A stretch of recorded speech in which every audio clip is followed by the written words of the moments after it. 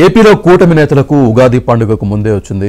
47 మంది వ్యవసాయ market committee చైర్మన్లు ఖరారు చేస్తూ జాబితాను ప్రకటించింది.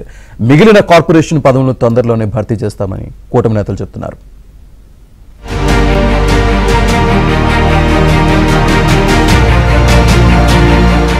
ఏపీలో నామినేటెడ్ పోస్టుల ప్రక్రియను కూటమి సర్కారు వేగవంతం చేసింది. గతేడాది సెప్టెంబర్లో నామినేటెడ్ పోస్టుల భర్తీకి శ్రీకారం చుట్టి దాదాపు 20 కార్పొరేషన్ చైర్మన్లు 99 మంది డైరెక్టర్లతో తొలి జాబితాను విడుదల చేసింది. 59 మందితో రెండవ జాబితాను నవంబర్లో ప్రకటించారు.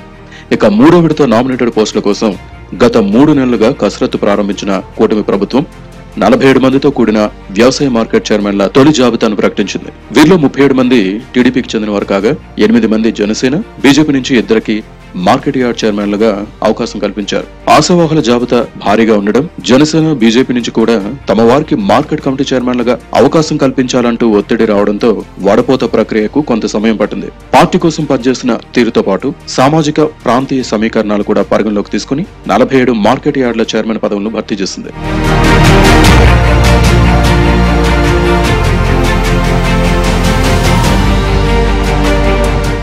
రాష్ట్ర వ్యాప్తంగా 2018 మార్కెట్ కమిటీలుండగా మిగిలిన వాటిని ఏప్రిల్, మే నెలలో భర్తీ చేయాలని నిర్ణయించారు. మే నెలలో జరిగే మహానాడులోపు డెవలప్మెంట్, బ్యావరేజెస్, అధికార భాషా సంఘం, సాహిత్య అకాడమీ, తెలుగు అకాడమీతో సహా మొత్తం 60 ముఖ్యమైన కార్పొరేషన్లతో పాటు ప్రధానమైన 21 ఆలయ చైర్మన్ల కమిటీలు నియమిస్తామని టీడీపీ అధిష్టానం చెబుతోంది.